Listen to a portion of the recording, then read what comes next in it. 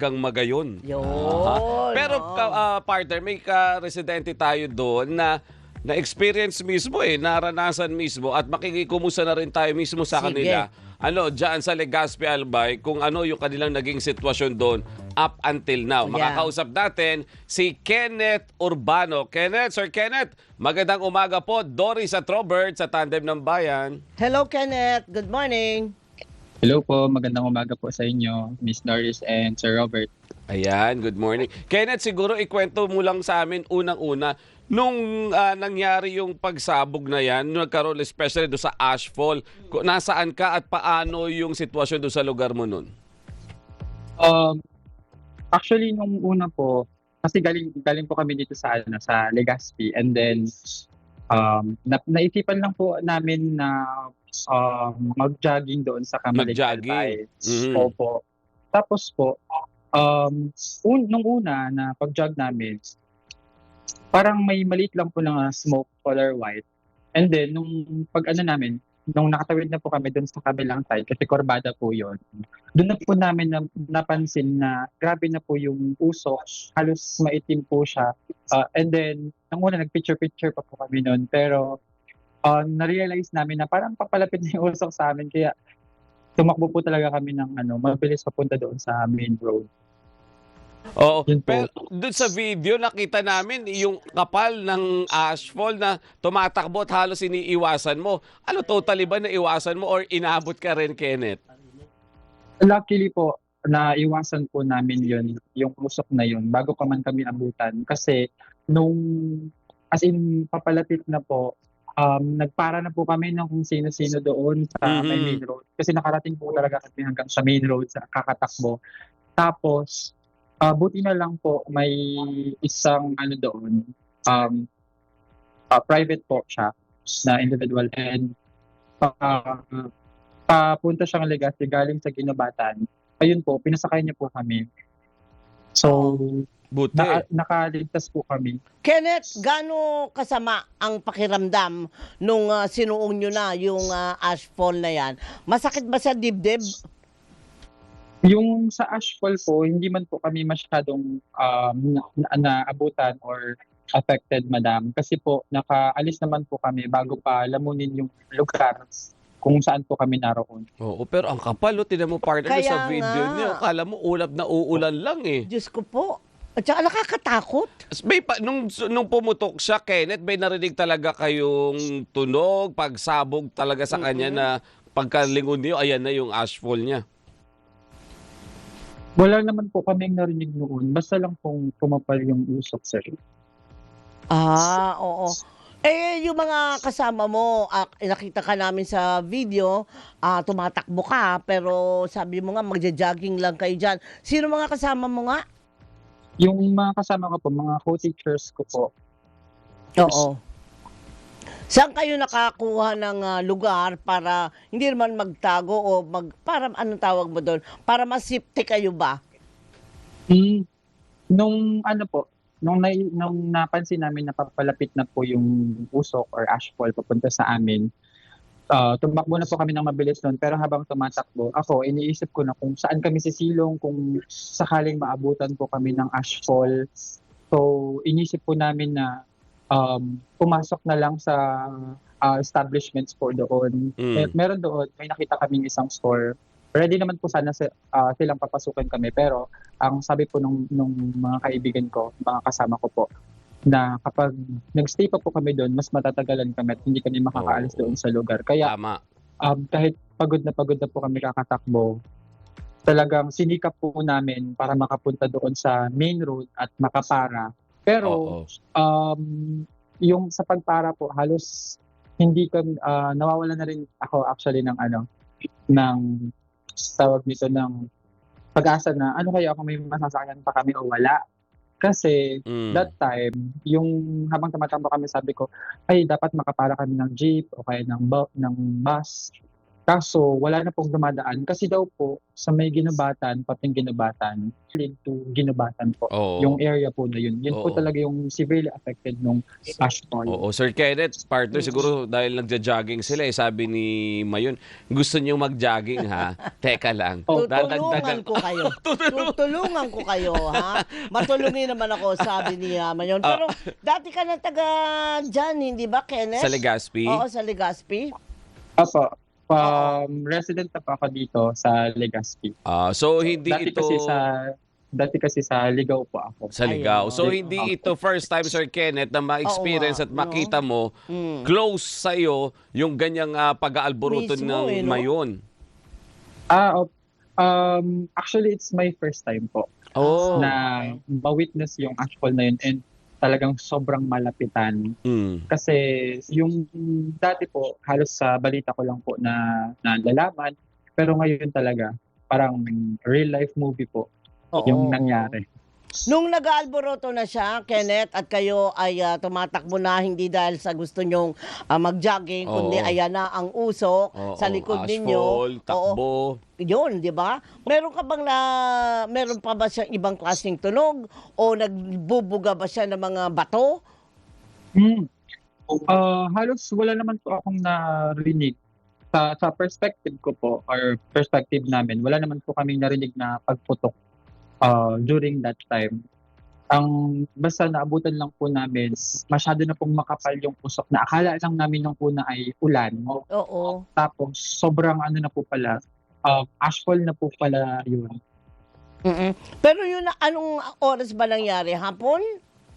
Mga hapon po. Okay. Kasi pumunta po kami doon, parang mag-aalas 5 na. Mm. So Ah. between 5 to 6 p.m. po yung ashfall.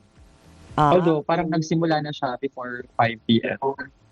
Mm-mm. Mm-mm. So parang partner, Kenneth, parang naging mabilis yung paggabi. Oo. Kasi Biglang dumilim. dilim yun, partner. Oo. No, Kenneth?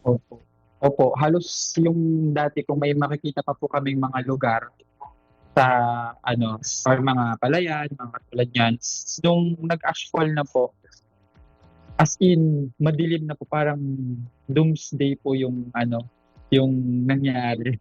Oo. Meron bang tumulong sa inyo ng mga opisyal ninyo dyan na, dito tayo pupunta or lahat talaga nagpanik? Hindi ko lang po sure kung doon sa mga residents po may nag-offer, pero sa lagay po namin, emergency po yun, wala po kaming mahingan ng tulong during that time. But I think after an hour po, may mga ginawa na po yung government po namin dito. Oo. Bago dumating yon, ang eksena kamo, Kenneth, ay parang sa pelikula. Oo, di ba? diba? Oo.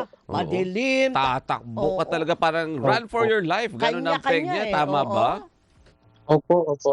Para nga po, ang dami po nagko-comment. Nung in-upload ko po yun, marami nagko-comment na, ay parang nasa Hunger Games siya, yung sa quarter quell na, yung may poison fog. So, ganun po talaga yung nangyari. Tapos may sinasabi naman po yung iba sa social media na parang tawag nito, POV, isa kang dinosaur. So, naranasan po namin yung grabing pagtakbo. Oo. So sa ngayon, meron pa bang nararanasan na pagbuga ng abo? O okay na kayo Oo, dyan? visible pa ba? Oo. May, Sa ngayon po, wala naman pong masyadong pagbuga ng abo. Kasi although lang po ngayon, medyo maulan na po dito sa part ng Legazpi. Ayun. Kanina meron na interview si Alvin Alchico, Aha. partner. Ang sabi, hindi ko alam kung taga sa observatory na nakita pa nga raw si Daragang Magayon. Aba, parang nag-perfect cone Perfect pa cone raw. pa siya, oo. Samantalang lava dome collapse. di ba? may collapse na. Oo. Nakita nyo ba yun, Kenneth? Yung sa Lava Dome collapse po, or yung pagpapakita po ulit ni Mayon. So, ngayon, sa nga. ngayon, hindi ko pa po nakita, madam, kasi medyo distant po yung location ko doon sa Kamalig. Ayun, oo. Pero ngayon, meron na bang naitayo ng mga evacuation? I think meron na po, madam. And also, meron na rin pong mga government efforts. Halimbawa, yung paglinis po ng mga ako sa kalsada and sa mga kabahayan po. Oo. Pero, Sir Kenneth, as we speak ngayon dyan sa area ninyo, naka-open naman yung mga establishments, nakakadaan naman na yung mga sasakyan. Opo, opo. Parang ano lang po, back to normal. Kasi dito po sa area namin sa Ligan, hindi naman po gaano affected ng ashfall. Okay. Pero yung meron namang mga tanggapan ng gobyerno na bukas at teka lang, wala namang pasok ang mga bata ngayon, Oho, di ba? oho. Pero yung mga negosyo bukas pa rin? Meron po, may mga bukas po pong negosyo dito sa area po namin. Ayun. Okay, So, at least, Pero doon po sa mga affected, halimbawa sa Ginubatan or Pakamalig, baka po may mga doon kasi yung Ah. makapal yung ibinagsak Oo nga, na oo. ashfall Kaya posible nga, sige, alamin din natin doon kung ano yung magiging, ano yung sitwasyon nila mamaya. Meron tayong makakausap from Okay. Kamalig naman.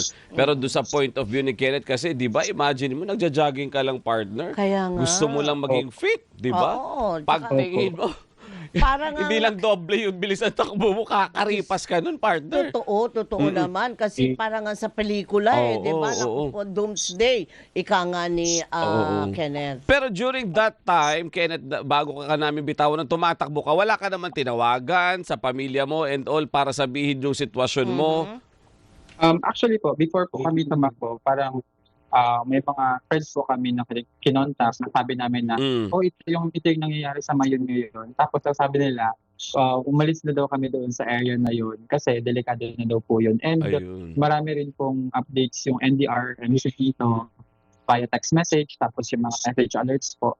Kaya, yun po, nung sinabihan na kami kumalis, talagang kumaripas na kami kumalis. Takbo, Doon di sa ba? amin yung Mayon. Oo, Takbo! Oo. Oo. Ang Pero- mahalaga, Oo. hindi sila inabutan, Tama. partner. Pero wala kaya yung ano ba yun, yung pyroclastic chuchu Mhm.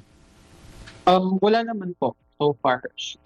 And nung may mga sasakyan na po na galing sa Ginubatan, halos lang po, mga abos yung nag-ano sa kanila.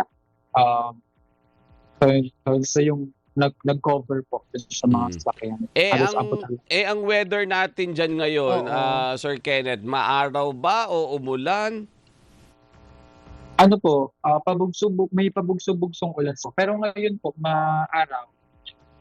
Ayun. Okay. Sige. O edi wala tayong magagawa sa ngayon kung hindi mag-ingat. At pakinggan natin ang abiso mula sa Yes. PVOC, sa provincial government at Oo. different LGUs, di ba, partner? Kasi mahalaga yan dahil po kaligtasan at kalusugan yung Correct. nakasalalay Oo. dyan. Ha?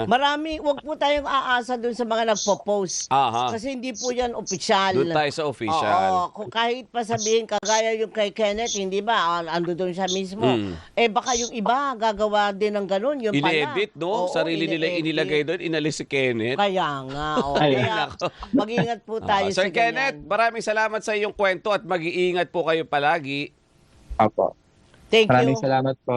Dagang salamat. Si Sir Kenneth Urbano, residente po ng Legazpi, Albay. Paano ba magsabi ng salamat sa